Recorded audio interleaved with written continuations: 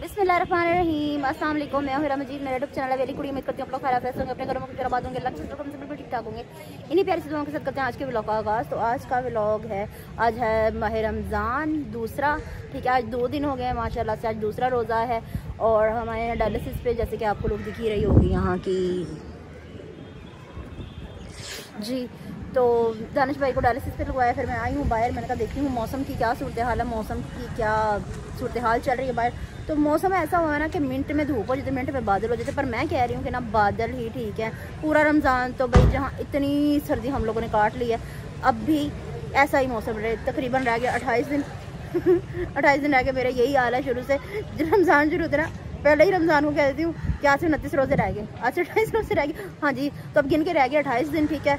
तो 28 दिन में अल्लाह पाक मेहरबानी, आपसे रिक्वेस्ट है कि मौसम ऐसा ही रहे, क्योंकि जो रोज़गार हैं बेचारे, जो पूरे रोज़े रखते हैं, उनके लिए मौसम ऐसा ही रहे ताकि वो पूरे रमज़ान आसानी से गुजार सके, ठीक है।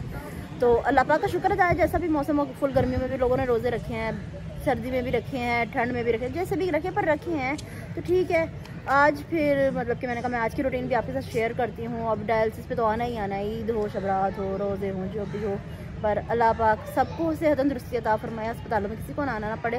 तो ठीक है, मैं दिखाती हूँ दानिश भाई क्या कर रहे हैं। मैं बाहर बैठी हुई थी, मैंने सोचा कि मैं थोड़ी सी सर्दी भी लग रही थी, नहा कर आई थी, तो मैंने कहा धूप भी सेक लेती। धूप निकल रही, साथ साथ हवा भी बहुत ठंडी ठंडी ठंडी बर्फ़ चल रही है। तो मैं देखती हूँ जाके अंदर दानिश भाई क्या कर रहे हैं। तो इसके लिए मेरी वीडियो को लास्ट ज़रूर वॉच कीजिएगा, लास्ट तक ज़रूर वॉच कीजिएगा, वीडियो के साथ कंटिन्यू रहेगा, ठीक है। उनकी बैठियां थे गल कर रही ने, मैं क्या चलो तुसी गल्लां करो आपस में, तो आप चलते हैं दानिश भाई कोल।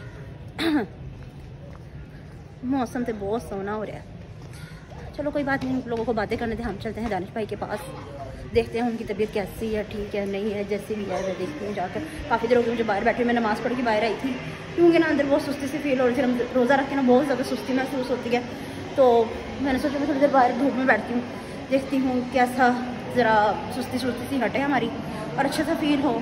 अब मैं देखती हूँ दानिश भाई क्या कर रहे हैं। अंदर मैं आ चुकी हूँ डायलिसिस सेंटर पे। अंदर भी तपड़ियाँ तपड़ियाँ मार मार गिल्ला किया है। दानिश भाई तबीयत ठीक है? ठीक है, बेहतर हो? हाँ जी, दानिश भाई की तबीयत ठीक है।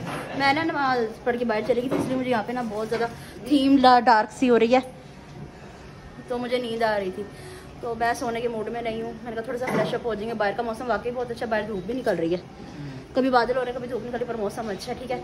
तो ठीक है, मैं नेक्स्ट आगे की रूटीन भी आपसे जी। तो व्यूअर्स अब बन गए हुए इफ्तारी, अब घर आ गए हैं, इफ्तारी बन रही है, ये देखें पकोड़े बन रहे हैं, आलू के पकोड़े, और ये फ्राई हो रहे हैं, वो काट के रख दिया हुआ सारा सामान।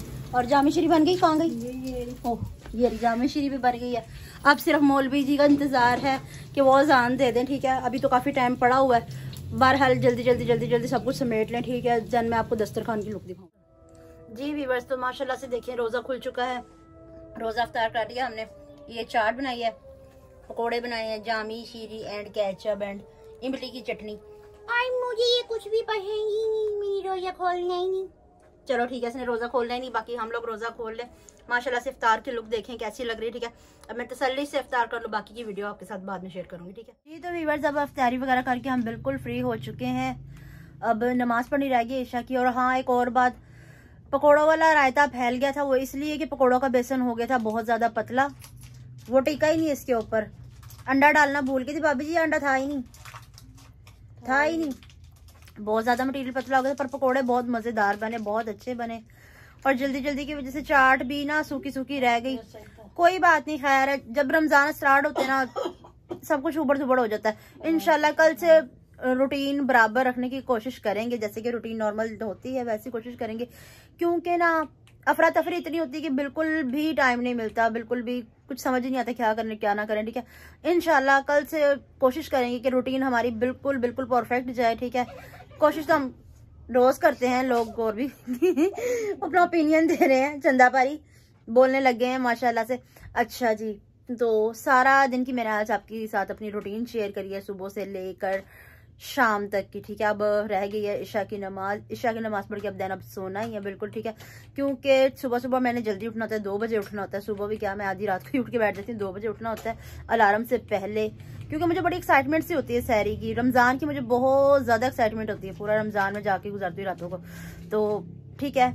आंखों का हाल ना बहुत ज़्यादा कच्चू कुमे जैसा हो चुका है, कोई बात नहीं, खैर है, वो सब कुछ बेहतर हो ही जाएगा। और आप लोगों ने मुझे बताना कि आज की मेरी रूटीन आपको कैसी लगी, मुझे कमेंट्स में ज़रूर बताइएगा। अगर वीडियो पसंद आई हो तो ज़्यादा से ज़्यादा शेयर कीजिएगा, लाइक कीजिएगा, कमेंट कीजिएगा। चैनल पे नहीं तो चैनल को जरूर सब्सक्राइब कीजिएगा ताकि आने वाली वीडियो का नोटिफिकेशन आप तक पहुंचता रहे और हम एक दूसरे से बार बार मिलते रहें। इसके साथ दीजिए मुझे इजाज़त, मिलते हैं नेक्स्ट व्लॉग में किसी और टॉपिक के साथ। अल्लाह हाफिज़।